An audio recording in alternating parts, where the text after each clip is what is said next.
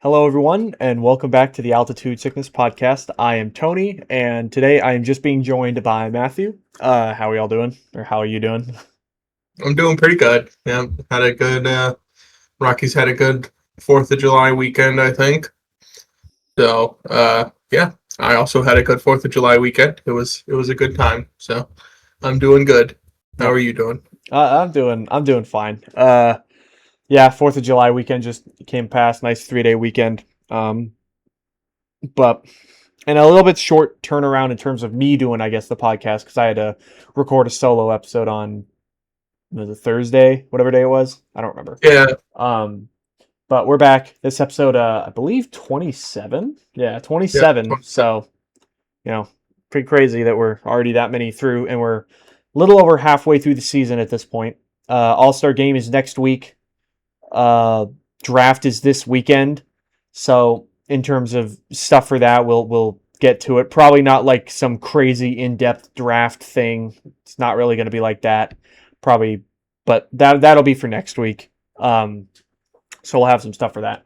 But this week we're talking about both the Marlins and the Giants series. Marlins came, both were at Coors Field. Marlins came, played 4, and Giants played 3. And honestly, I think we could just get right into it then if you want. So you said you can do the Marlins series if you would like. Yeah. So the Rockies, we were. That's good timing. Start it.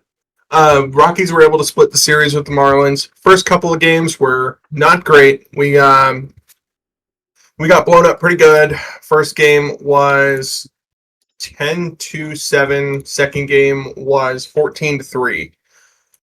First game, some positives. Goodman had a home run. Karros was 2 for 4. More about him later. With 2 RBIs.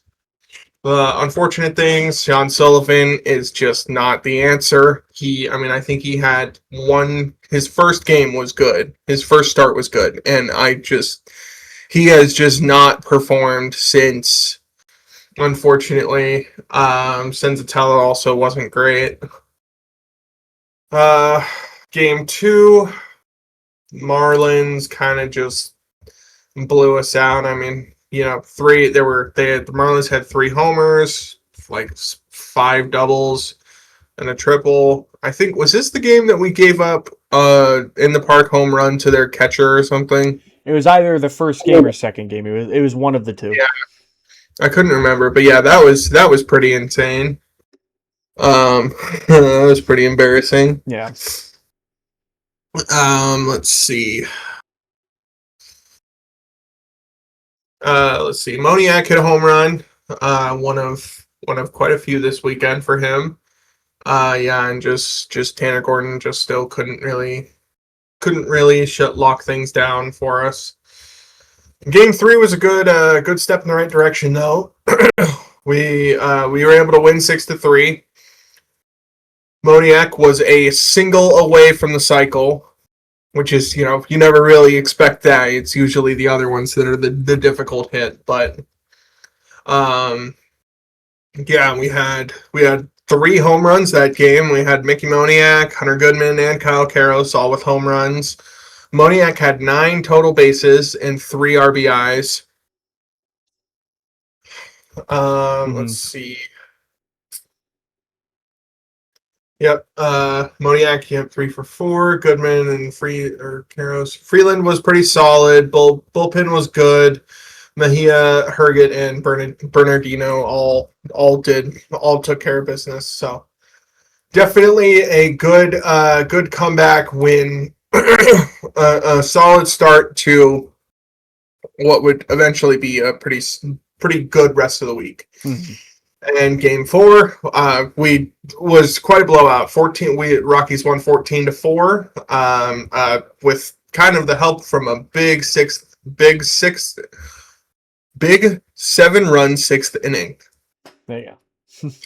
Oh, goodness gracious. Moniak had another home run. I think that was his second his second home run in the last 2 games at that point. He had it was like 3 games in a row that he had a home run in the first inning or something like that in Yeah, the yeah, last it's 3 games pretty. of the Marlins series. So Yeah, he really kind of showed up that weekend.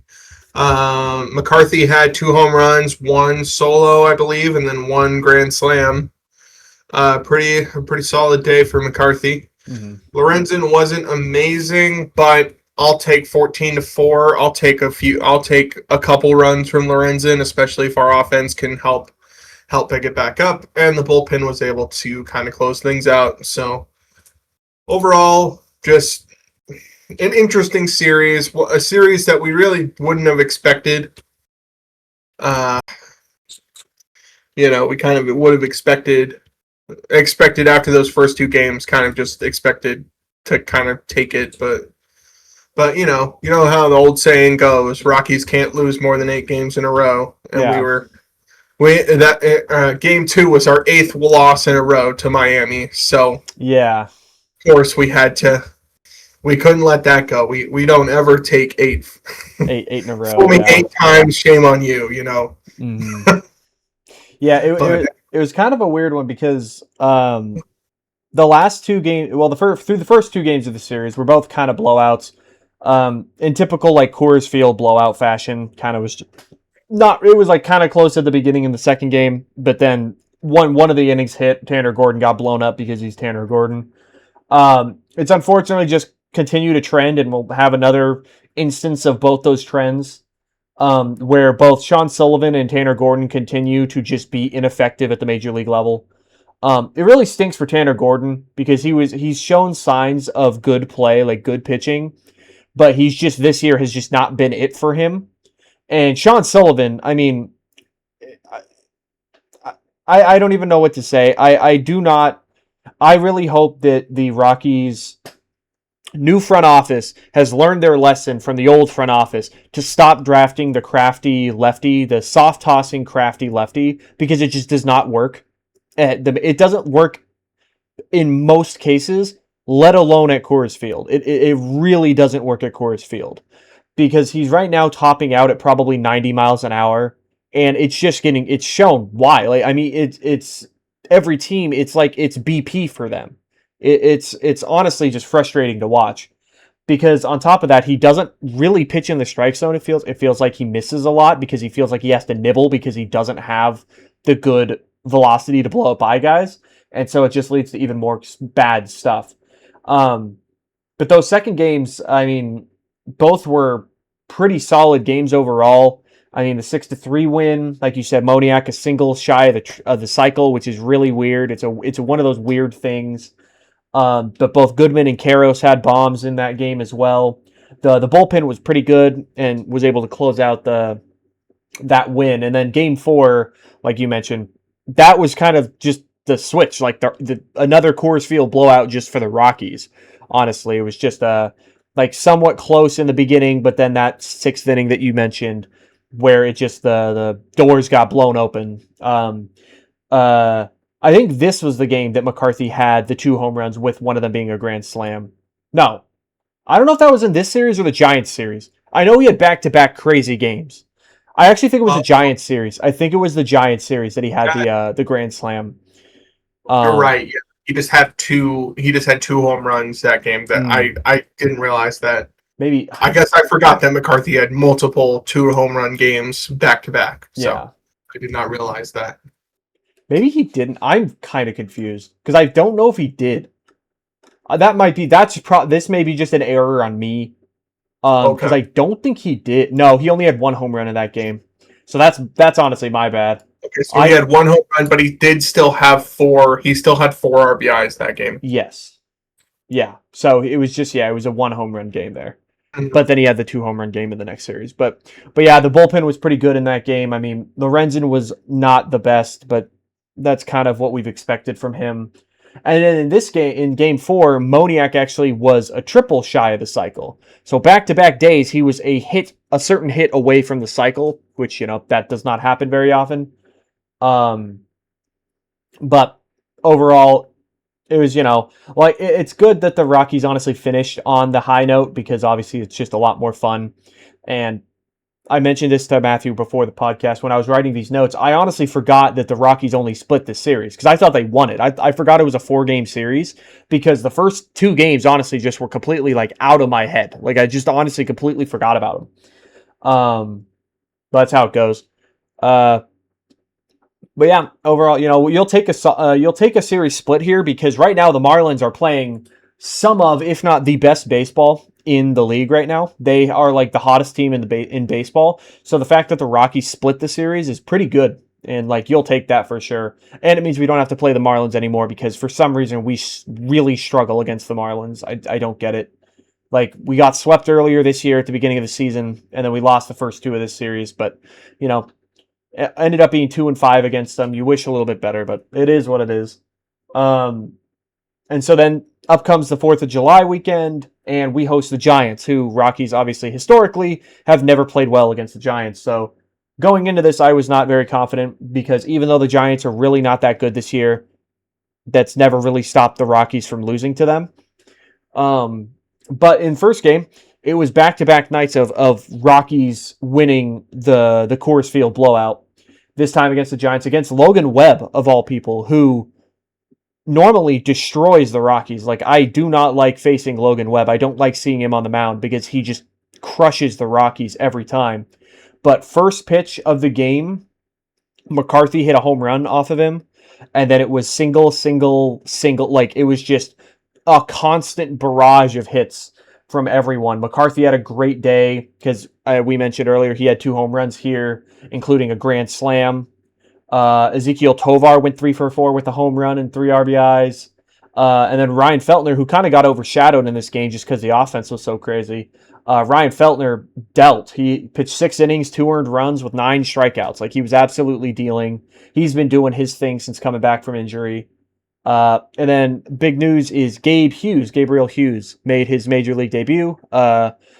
He was our first round draft pick, I want to say in 2021? It was 22. I think it was 22. 2022. Who's 2021? I don't remember, but not the point. But yeah, Gabe Hughes finally came through and was great. Pitched scoreless 3 innings and earned a save in his first major league appearance, which is funny because I saw a stat. It's a very ESPN stat, but the Rockies up until this year, for their entire existence, had never had a pitcher earn a save in their first major league appearance. And the Rockies now, this year alone, have 2, where Ebertson Castellano and now Gabriel Hughes both have saves in their major league debut, which, that's just the beauty of baseball. You never know what you're going to see. In the second game, not as good because, again, unfortunately, it's another case of Sean Sullivan just getting shelled. I don't have the full stats. I need to pull these up because it has been really bad. Against San Francisco, he pitched 5 2/3 innings, allowing 6 earned runs on 12 hits, including a home run and 2 walks. Like, it's just been absolutely insane what he's just been doing, and it really is just bad. It is not good. I honestly don't know how he is still pitching for this team. Like, granted, this was a spot start because Tomoyuki Sagano was placed on the IL with back spasms. So Sagano started here, or Sullivan started here, which I wish just didn't happen. I wish that wasn't the case, but, you got to do what you got to do. And he, unfortunately, was not able to be effective in the slightest there. It is what it is, though. But so with Sullivan doing bad, Cole Carrick had a home run, a 3-run home run that brought it. He tied the game with it or something, or brought it within 1 run.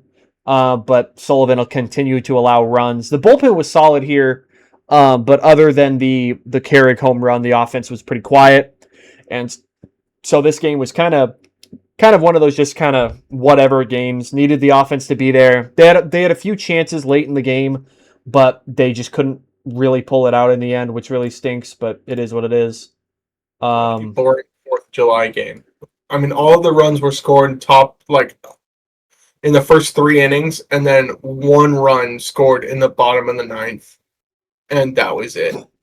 yeah. So that's just how it goes.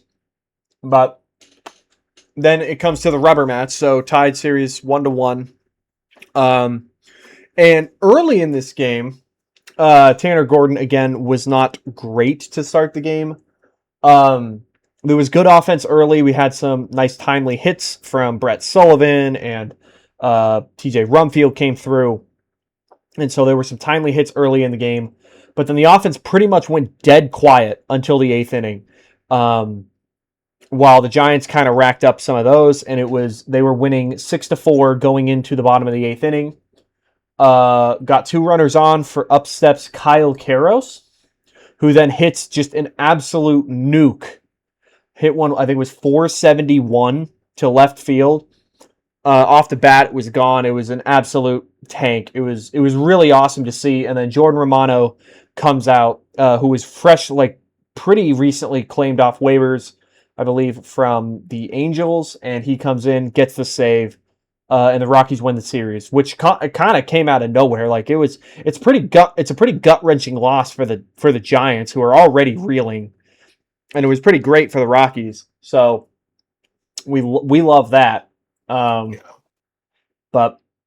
yeah, that's kind of all I got on that series. Like, we win as some people call it, the bread games. You win the front and the back, or the first game and the last game of the series. So, but overall, the offense is looking solid. Like they went on some quiet spots there, which, you don't like to see. Rafael Devers just destroyed Rockies pitching this entire series. So 3 bombs. Just looking at that, he had 3 home runs throughout the game, throughout the series. Yeah, so I'm good with not. Well, I mean, we got to play him next week. Sadly, we got to play, or this week, I guess. Got to play the Giants again. But it won't be at Coors. Yeah, but it won't be at Coors Field at least. But overall, a good solid 2 series for the Rockies. I mean, in those series they went 4-3, and in their last 5 they're 4-1 right now. So they're looking solid. They do have to go up against the Dodgers this week, starting tonight. So I'm assuming the fire will be put out, but who knows? We'll just have to see. Starting pitching just got to give them a chance, but we'll have to see. If we take 1 game, that's a win. I think that is fair. If the Rockies can get a game in LA, then that is a win. I'm literally not even expecting a win. No. The Dodgers are just on a different level, sadly. And it's funny because they aren't even fully healthy, and they still have the best record in baseball, and it feels like they're kind of coasting. Because, like Shohei's playing pretty well still. Yamamoto's going off because Yamamoto's insane. But, Roki Sasaki is not playing well. Kyle Tucker is doing okay, but he's not, otherworldly right now.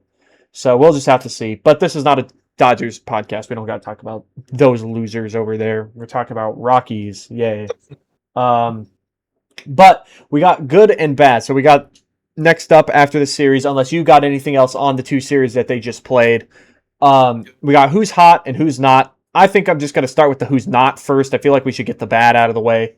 3 guys that I've got up. And unfortunately, one of these dudes, I'm going to start with him because he's been on this pretty much the entire year. It's Ezequiel Tovar.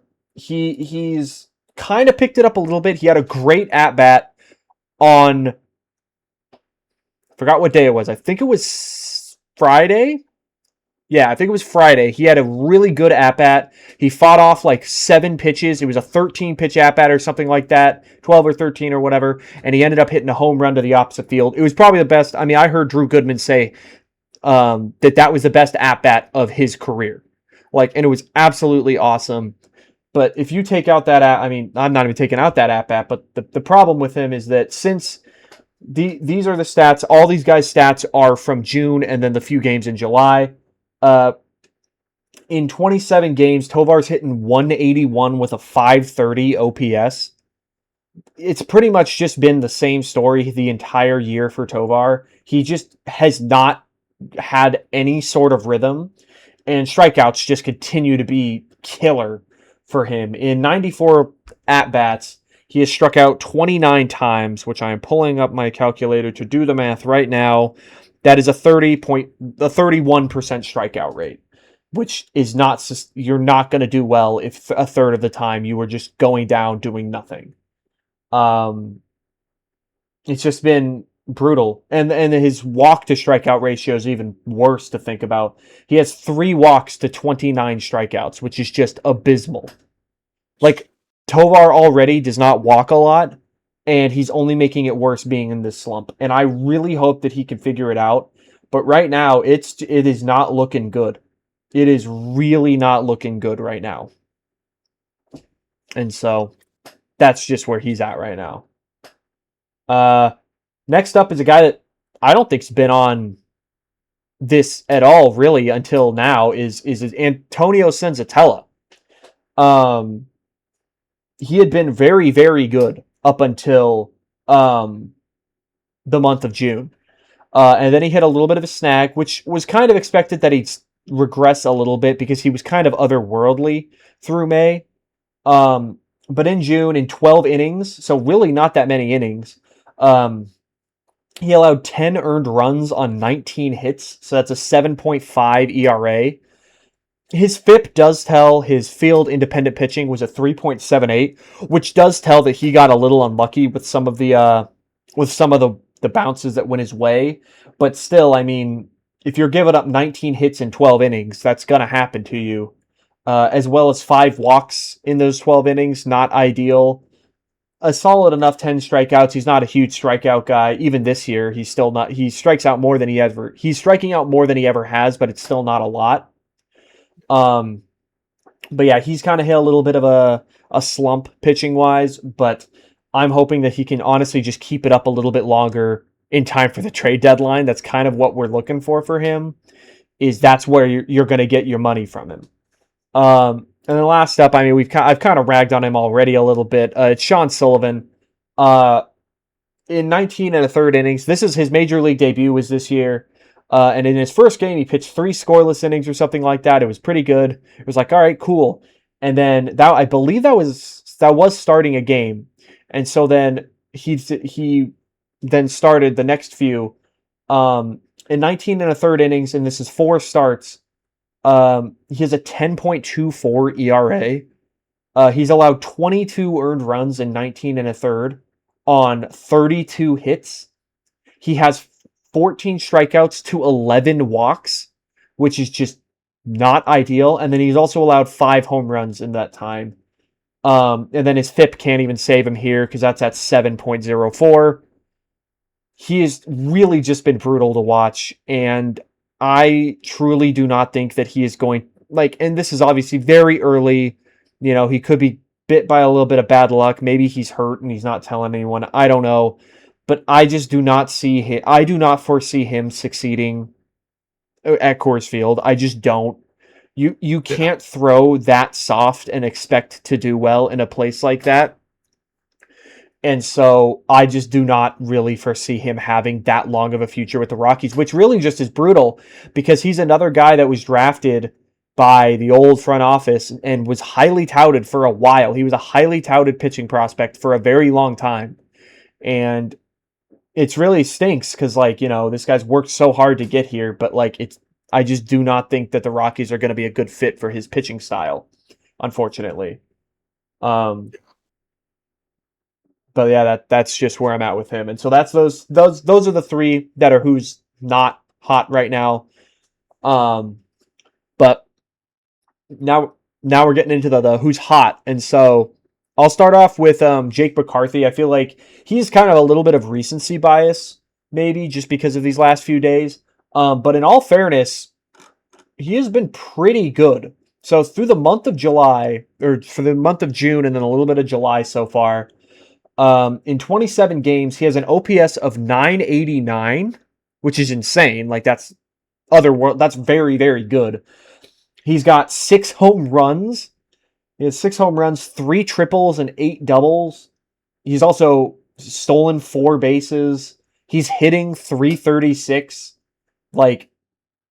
It's pretty dang good. and a solid enough walk to strikeout ratio. He's got 6 walks to 19 strikeouts. But yeah, no, this guy has been playing insane baseball. And honestly, if you're thinking about it this way, it's at a perfect time because trade deadline's right around the corner. And I know that we talk about like, oh, well, we want to keep some guys.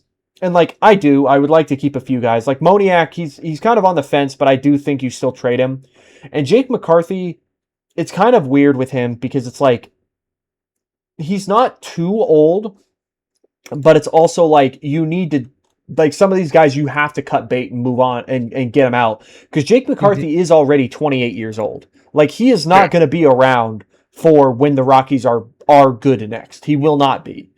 And so I think you need to capitalize on what you have with him now and ride that hot hand to something. Plus we've got Bean and Condon basically knocking down the door right now. Mm-hmm. I mean, they've both been consistently good, I think, for the last month. Mm-hmm. They absolutely deserve to be up here soon. Yeah. I think that's what also gives McCarthy more of an edge to be traded is the fact that we have a glutton. I think I've used that way too many times on these podcasts. We have way too many fielders. Yes, we have so many outfielders. We absolutely do. And with both Condon and Veen playing very well, I do think that both of them will have their time after the trade deadline because once you move on from some of these guys, especially thinking like, McCarthy, while he's a lot faster than Zach Veen, but Zach Veen is a lefty, so you're going to get that lefty outfielder back in the lineup when McCarthy's gone. And so that's what you've got to look forward to with that. McCarthy is so interesting too because he is so fast, but he is like not a good fielder. No. I saw multiple plays this weekend where he just did not read a play. Like there was one, I think it was Luis Arias. He had a double that easily could have been a single if he just read it off the wall better. But he didn't. He just he just played it terribly. And I mean, I know that doesn't have to do with speed, but I know that there are multiple instances where he easily could have made a play with his speed and just misplayed it. Yeah. So that's a downside that I really didn't expect, especially from him. But fortunately, his offense has absolutely been making up for it. Yeah, I agree. I agree for sure. It is very odd to see how it's real weird thinking about how his defense is bad because like he's so fast. So you'd expect, but I mean like a different sport, but like you think of it like offensive linemen. Like you don't think like offensive linemen are that fast. And they usually, speed wise, they're not going to be the fastest guys, but they're incredibly quick. It's a different thing. Like being quick off the ball and being fast are two different things. And I think that that's the difference is that I do not think Jake McCarthy is quick. He is fast, but I do not think he's quick. He also, like you said, makes some really, to put it lightly, boneheaded decisions in the outfield. Because I think he thinks that his speed is such a good thing, which it is. He plays things a little more aggressive than he should. And he just doesn't have the ability to make certain plays. But I also see some of those tendencies in Carrig, but I think he's letting up a little bit more. But the difference with Carrig, I think, is a little bit too, is Carrig at least has the strong arm to back it up. McCarthy has a noodle arm. It is not a good arm. It's probably the worst part about his game, honestly, is the fact that his arm is so weak. But it is what it is. Hopefully, Rockies can find a suitor at some point. Yeah, I hope so. And I know I've been seeing stuff about it possibly being the Astros. I really hope it's not. But maybe that should be. I mean, I see that they need left-handed outfielders. Like, that's what they want. And we have 2 of them. So if you got to trade one, maybe get something for him. I know that I've seen people say that Astros do not have the best farm system, but it's like, yeah, sure, they may not have a great farm system, but neither do we. So it's like, you kind of got to get what you got to get, And if But we can get also, something, like every farm system has good stuff, so yeah, if we that's the get thing. something good, Yeah, then we've at least got something. I agree. But next up for who's hot, uh, I feel like it's kind of I'll do the obvious guy a little. I'll do the obvious guy first. It's Hunter Goodman. I mean, he's just been he. We'll talk about it later. Named an All-Star. I guess that could just be this too. He was named the All-Star for the Rockies, which was just not surprising in the slightest. Yep. Um, and if he's now back-to-back All-Stars, which is really cool, good for him. It's kind of insane that he's almost matched his home run mark last year already, and it's halfway through the season. Like he's like 4 home runs away from matching it. Because I think he hit 31 last year. I think it was I something. think I think so. it was something like that, and he's at 27 right now, which is just crazy And with 2/3 of those being on the on the road. road. Which that's something that I want. It's annoying because it's just how people are. It would be like Coors, but it's like no, he's currently a better hitter, a much better hitter on the road than he is at home. And Yeah. that actually goes for a few Rockies. There's a few Rockies. Like TJ Rumfield is better on the road than he is at home. But Hunter Goodman is like the big outlier. This month, I mean, like again, this is June and then some of July. He OPS 1.037, which it makes sense because he had 13 home runs in the month of June, and then he had one in July, so he's at 14. But the 13 home runs in June was the second most home runs in a calendar month by a Rocky ever, only behind Tulowitzki in September of 2010. So yeah, it was quite literally a historic month for Hunter Goodman. Granted, 4 of those home runs happened in 2 days, but no one asks. At the end of the day, it's like, well, you got him still, Mm-hmm. and it's just crazy to think about that. But yeah, I mean, he hit 281, which I'm taking that still. He nearly had a 700 slugging percentage, which is just absolutely insane. Um, his strikeouts seem to still are an issue, but the thing is that he is currently on a pace that you can deal with the strikeouts because he's continuing to hit home runs. He walked a decent amount too. It was 36 strikeouts to 12 walks, so a 3-to-1 ratio, which is fine with me. Like that's a solid enough ratio for a Rockies hitter, especially, and especially a guy like him who is selling out on swinging. Like that's what he does. That's his whole MO is that he sells out on every swing. Yeah. And so, but yeah, he was just absolutely insane. His defense still is suspect, but if he can give you average defense from the catching position with the offense that he provides, you are taking that every day of the week. Mm-hmm. And I am calling it right now.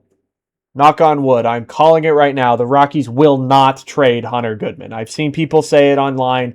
It's not going to happen. I do not know, like, unless they just got absolutely blown out of the water with an offer. I do not think it's a smart idea to trade Hunter Goodman because Not at all. yeah, you would have to get a lot, I think, in order to Yeah. see him get traded. So I mean, we have like Sullivan and Fulford are not even close to the level that he is at. yeah, And I mean, how old is Hunter? He's not that old, right? He's like what, 26? he's 26 years old. So yeah, Yeah, like I mean, he's definitely not that old. Like we could easily see him being here for another, for a while. And like once we hopefully start getting a team, I think that we could easily start to kind of build something around him. yeah, Because I mean, I'm happy. That would make me happy, but who knows? yeah. Who knows what they all want to do? I'd be happy with that. I think a big thing too is what the Rockies definitely know is that the catching depth in the minor league system is probably worse than even the pitching depth. It is probably the worst position we have as a farm system is our catching. Every catcher that they've drafted in the last 3 years has pretty much been a bust. Cole Messina down in Double A he's struggled so much to just stay consistent. Bryant Betancourt is currently in AAA, and he's been okay, but even then, it's not been great. It's just And it's Drew Romo was Drew Romo. I horrid. mean, that was I don't know. I don't know what he's been doing recently. I know he kind of started hot for the White Sox, but I don't really know where he's at right now with them. I haven't heard anything, but I'm also not. I don't watch the White Sox, so. But that's kind of where we are with catching right now, and that I think you don't sell someone like Hunter Goodman, because if you don't have depth, like with the outfielders, you have the depth. It may not be great depth, but you have at least some depth right now. Even infielders, you have a little bit more depth that you can be willing to possibly trade someone like a Willie Castro or an Edward Julian if it's not going well, something like that. But catching wise, we have nothing, and so I think it would be an incredibly weird move. I think a bad move and a weird move to move Hunter Goodman, and I do not expect it to happen. So, Yeah. But last up on who's hot, absolutely awesome. Matthew's favorite player right now, at least on the Rockies. It's Kyle Karros. I mean, he just was insane this month, and I feel like he did it pretty quietly, because I feel like he kind of just he probably got overshadowed by because everyone else. He's not the huge home run guy. He's not a huge home run guy. But in June and July, he had a higher OPS than Hunter Goodman. Wait, did he? Hold on. Yes, he had a higher OPS, but he had a 1.066. He's slugging 625, which that's a little lower than Goodman, but his on base percentage is at 441 with an average at 352. He is getting his hits in for sure. In 88 at-bats, he has 31 hits. He's got 8 doubles with 2 triples and then 4 home runs as well. And I mean, this is such a good he's got 11 walks to 16 strikeouts, which is absolutely amazing. Like, you love to see that. That is what you would expect from him, I think. Yeah. Like Drew and Huey on the call always call it the Karros count. The full count being a Karros count, and I mean that is like very like that's exactly what they're talking about. Mm-hmm. Yep. I'm trying to find what his. Where is it? Where are you? Okay, full count. He has had 60.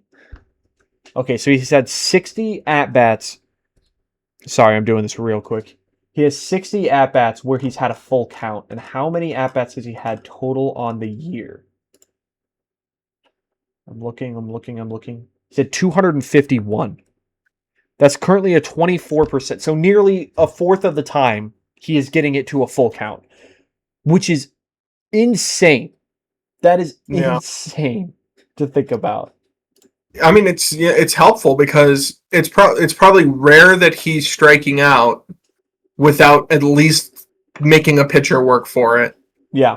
And those extra 3 pitches, I mean, that's an extra 9, within a game, that's like at least an extra 9 pitches per just from Kyle Karros alone. And I mean, that can be a lot for a pitcher. Yeah.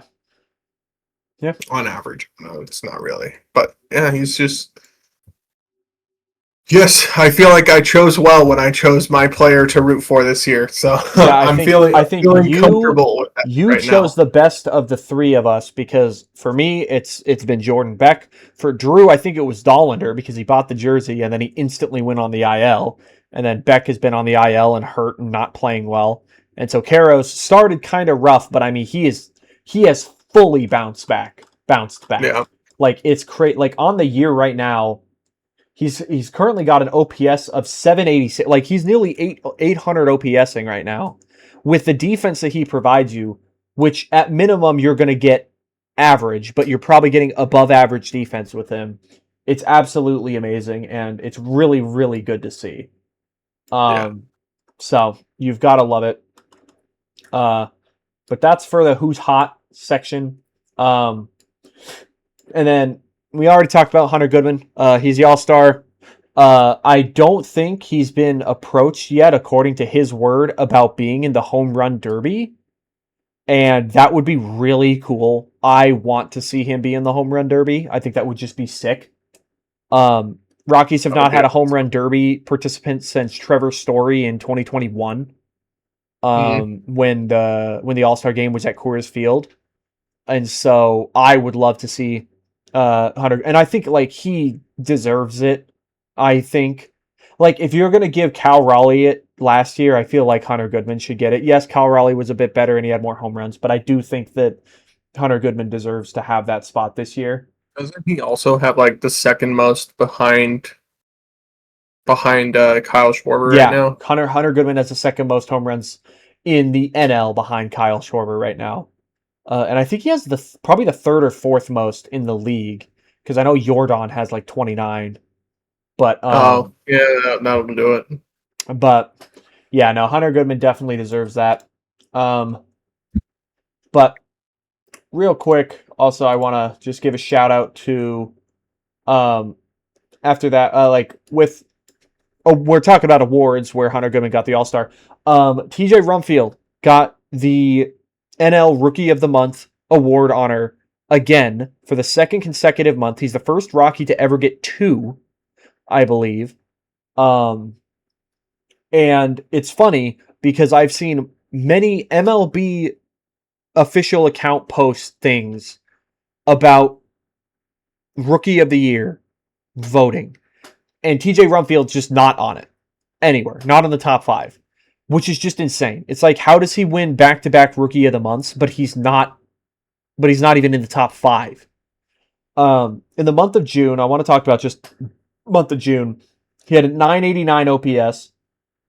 He hit 316, had an on base of 400, 5 home runs, 9 doubles, and a triple. Somehow he got a triple, which is just insane.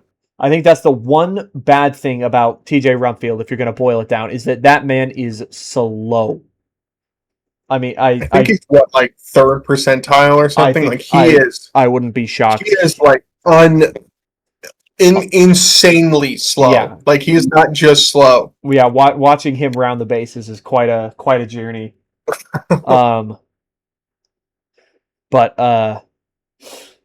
Yeah, so like he's been hitting super well. He hit very well in the month of June, which is again why they won, or why he won it. Another great walk to strikeout ratio. He's got 12 walks to 14 strikeouts. And so I actually went back to my original Get Acclimated, the old videos that I made, or I say old, the videos I made earlier this year where the Rockies got a few guys. And on TJ Rumfield, I remember talking about how he could slug against the fastball and how he doesn't strike out that much. Like those were like his big things, is he does not strike out that much and how good he is against the fastball. And I actually am going to check right now because I want to see what he's doing against the fastball, to see if I'm like, if I was good on it. He currently has a 5-run value, and he's currently slugging 505 against the 4-seam fastball. And so that's something that I was like, yeah, this is what he does. Got a harder hit percentage of 44% against it too. Yeah, he has really just been super good. And it just makes me really happy. Yeah, he's in the 6th percentile of sprint speed, according to Baseball Savant. I'm just seeing now. So that's really funny. But yeah. And then on top of everything, on top of him already being a good slugging first baseman, good average, doesn't strike out that much, on top of that, the dude is a great fielder. He currently on Baseball Savant, he has a 3-run value, defensive run value, which, take that for what you will. But he has 3 outs above average, which is just, another metric of having defense. And then according to the Fielding Bible, which does defensive runs saved leaderboard stuff, he currently has 6, which is tied for 2nd in the league among first basemen. So he is not just should he be, if he continues this pace, be in consideration for a Rookie of the Year, but he also has an argument for a Gold Glove as well, which is insane because, again, the Rockies have been searching for some answer to first base since Todd Helton. Like, we have had the Mark Reynolds experience where, he hits tanks, but he strikes out and plays some of the worst defense you've seen at first base. We've had, CJ Crone for a bit, who I love CJ Crone, but he just was honestly just too old. Like, that was his issue. He was just at that point, he was a little too old and he was not going to be here long enough for a contention window thing. But I believe TJ Rumfield is 26 as well as Hunter Goodman. Yeah, he's 26 years old. So you could kind of have those two guys part of that future plan thing. And with people like Ezequiel Tovar, who, struggling a bit, but he's 24 years old. Kyle Karros is 23. He is younger than me, which I cannot believe. But, you've got guys like that, should hopefully keep building up together, and hopefully we can get something going here. And then like someone like Cole Carrig also staying here for a long haul. And then you got prospects like Zach Veen, Charlie Condon, and then Ryan Ritter. Hopefully he can come back. But still. But yeah, it's pretty good. Pretty good stuff for TJ Rumfield. I'm happy that he's doing well. I'm happy that the trade's working out pretty good so far. For us. For us, yeah. But and then a few quick things too. Since it is the All-Star game is next week. There's also the MLB Futures game, which is just like the prospects All-Star game essentially. And 2 Rockies actually made it this year. It will be Charlie Condon, which I don't know if he was in it last year. I think he's been hurt every time. I think he was like a nominated, but I don't know if he was actually. I don't remember if he was in it last year, but Charlie Condon made it this year, and then Roldy Brito from Fresno actually made it, which is really good for him. I'm happy for Roldy Brito that he's getting some of this attention because he is really, really solid. And I do believe that Ethan Holiday would have made it if he did not get hurt, especially how he was playing. But it's good to see that some of these Rockies prospects are getting some acknowledgement. I'm excited to see them. I'm not sure when that game is. It might be on Sunday. I think last year was on Sunday because the Home Run Derby's on Monday and then the All-Star game's on Tuesday. So that might be on Sunday, but we'll just have to see. But other than that, I think we got the home run draft. If you've got that pulled up, we can go over that really quick. Here. So in last place is still Drew with 8. Yeah. In second place is me with 26. I don't think Tovar added. No, he added 1. Mm-hmm. Tovar added 1. Moniak added 3. Yep. Which is pretty nice. Well, I guess from Thursday, I don't know. It's whatever. Sullivan hasn't done anything. And then in first place is Anthony, who is at 46. I think he was up by 21 last week. So, yeah. It's watch out. It's cutting. Watch out. You're only up by 20 now. So yeah. I'm just kidding. Every time Mickey Moniak hits a home run, Hunter Goodman and Kyle Karros hit a home run, or TJ Rumfield hit a home run. So it doesn't matter. See, I think a lot of it also has been just I've been lucky that none of my players, knock on wood, have been hurt for an extended period of time. Like, on top of the fact that Goodman has been insane this year, Rumfield has been solid and not hurt. Karros has been solid and not hurt. So, and you guys have just been bitten by the injury bug, and then you've been bitten by Tovar playing like garbage. Well, and then you'll get jacked Veen hopefully soon. Yeah, maybe. Which, thinking about it now, dang, I wish I got.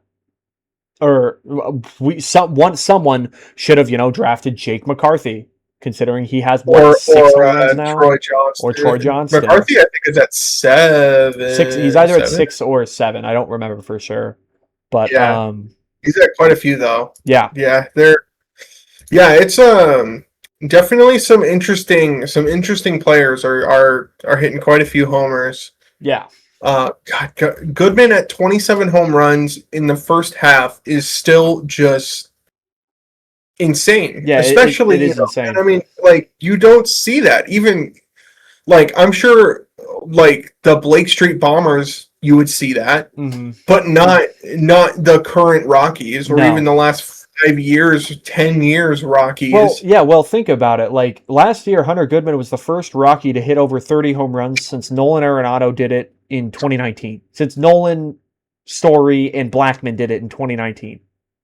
Like, it had been 5 years, 6 years, since the Rockies had hit 30 home runs. And Hunter Goodman is currently 3 away from doing that before the All-Star break. He has a legitimate chance to do that before the All-Star break, which is crazy to think about. And if for some reason Moniak stays the whole year, he could possibly hit 32. Because like he's kind of not slowed down since no, like because he came back and immediately was good. Yeah. And like I mean, it's not even far fetched to think like it might be a little harder for him to do it, but someone like TJ Rumfield, he's currently at what 12. He'd have to step on it a little bit, but like he could be flirting with 25. He could be 25 for a rookie. 25 for a rookie Rocky in the year 2026 is insane. And for his excellent defense and the fact that he's a rookie and he's just overall a really solid hitter, not even including home runs, like he still gets on base and does not strike out very much. Yeah. Was it Depot? Did Depot trade for him? Yes. Because I genuinely think that is one of the best trades that we've had in years. I believe it was the first move that he made. Don't quote me. I know you guys. It was either that one or Troy Johnston. That wasn't a trade. That was a waiver claim, but that may have been done before. Yeah, but I think Troy Johnston actually was a waiver claim of whoever was running the team before Paul DePodesta was officially the president of baseball operations. Oh, okay.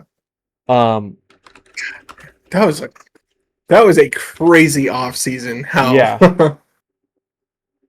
Oh man, but I want to see if that was. Hold on. July? No, I want to look in like.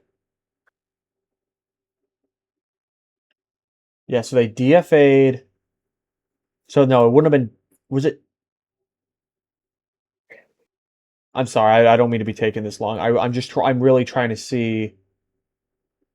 When did we get?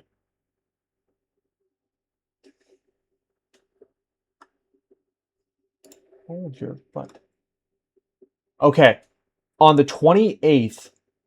Yep, on the 28th, the Rockies traded Angel Chivi for TJ Rumfield. Oh, and then on the 28th also, they traded for Edouard Julien and Pearson Ole.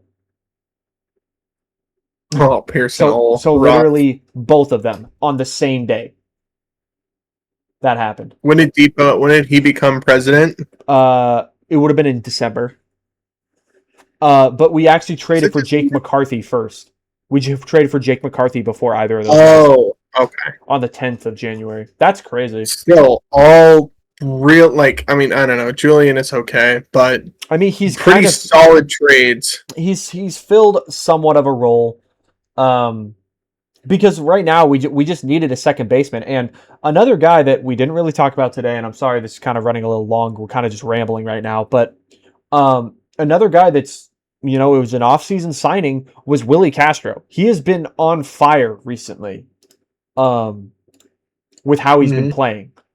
He's just been consistent. He's not hitting bombs, but he's been consistent. He's getting base hits and doubles quite a bit. Yeah. Yeah, I mean, in June and July, he had an 806 OPS. That's not amazing, but he's just doing his thing. That's still pretty good. He's been pretty good, and so we love to see that. It's really good to see him have success, especially how he started, which he was not. He started kind of rough, but currently a 723 OPS with solid enough defensive versatility. You'll take that for sure. Mm-hmm. But other than that, that's all I've got. Nothing too crazy, Normal stuff. Like I said, Rockies play the Dodgers and Giants this week. I think a good like now that the Rockies have honestly beat the Giants in a series, I would like to see them honestly go to San Francisco and beat them 2-3. That would be really nice. So I think if the Rockies go 3-3 this week, that is an absolute win going into the All-Star break. But we'll just have to see. Definitely. We'll have to see what they can do. But do you have anything else? No, I'm good. All right. Well, So. other than that, I don't have anything else. So as always, go Rockies, and we will see you guys in the next one. And thank you all for watching. I did that bad, but whatever. But all right, we'll see you all in the next one. Go Rockies, and that's it. All right. Bye.